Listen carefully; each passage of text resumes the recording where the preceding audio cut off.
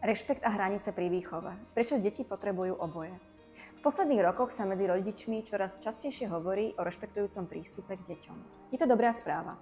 Deti si skutočne zaslúžia byť vnímané ako plnohodnotné osoby, ktorých potreby a emócie sú dôležité. Ide o aktuálnu tému aj u nás v škôlke Little Big. No v praxi sa často stretávame s tým, že si rodičia rešpekt zamieňajú s úplnou voľnosťou. S predstavou, že ak má dieťa rozhodovať, tak má mať vždy posledné slovo. Že ak chceme byť rešpektujúci, nesmieme dieťaťu nič zakázať, nastaviť hranice ani zvýšiť hlas. Lenže takýto prístup dieťaťu skôr škodí.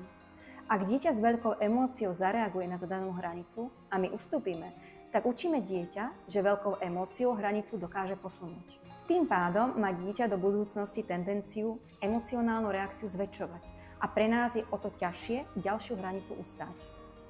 Takýmto prístupom neumožňujeme zdravý vývin mozgu dieťaťa, lebo mu nedovolujeme naučiť sa správnu sebareguláciu. Dieťa sa neučí regulovať emócie, naopak ho učíme sklzávať do silnejších emocionálnych reakcií, ktoré iba posúvajú naše hranice.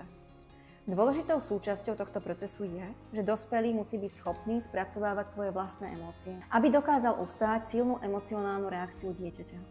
Rešpektujúci prístup nie je o tom, že dovolíme všetko.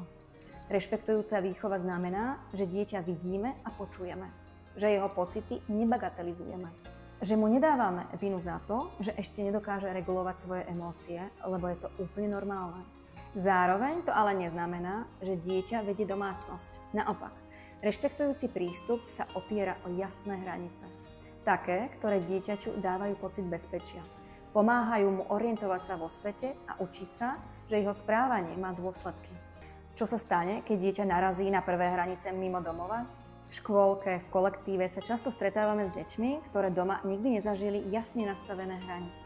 Ich vôľa bola zákonom. Nikto im nedal pravidlá, ktoré by im pomohli usmerniť správanie. A potom príde škôlka, miesto, kde existujú dohodnuté pravidlá, spoločné činnosti a hranice medzi deťmi a dospelými. Dieťa zrazu zažíva limit. A reakcia môže byť prudká, vzdor, hnev, plač, útek, agresia. Nie preto, že dieťa je zlé, ale preto, že ho na tento moment nikto nepripravil. Hranice v bezpečnom domácom prostredí ho mohli naučiť, že odmietnutie nie je koniec sveta, ale je to prirodzená súčasť spolužitia. Hranice nie sú tresty, sú to mantinely pre zdravý vývin. Keď deťom nastavujeme hranice s rešpektom, bez kriku a ponižovania, ale s pevnosťou a dôslednosťou, pomáhame im budovať vnútornú stabilitu. Hranice sú ako mantinely, chránia ich aj naše vzťahy. Takéto deti potom lepšie zvládajú frustráciu, sú ohľaduplnejšie k iným a nemajú potrebu vás dookola testovať. A čo keď rodič alebo učiteľ občas zvýši hlas? Je to v poriadku a niekedy dokonca nevyhnutné. Dôležité je, o akú situáciu sa jedná. Napríklad dieťa skočí do cesty alebo sa ocitne v nebezpečnej situácii. Zvýšiť hlas ešte neznamená, že dieťa nerešpektujeme. Ak sa jednalo o neadekvátnu reakciu od nás, dospelých, ukážeme deťom, že aj my dospelí robíme chyby. Keď dospelí dokážu chybu uznať, ospravedlniť sa a ísť ďalej, jedná sa o veľmi silnú lekciu rešpektu. Rešpektujúca výchova neznamená dokonalosť, znamená vzťah a ten je živý, občas aj hlučný.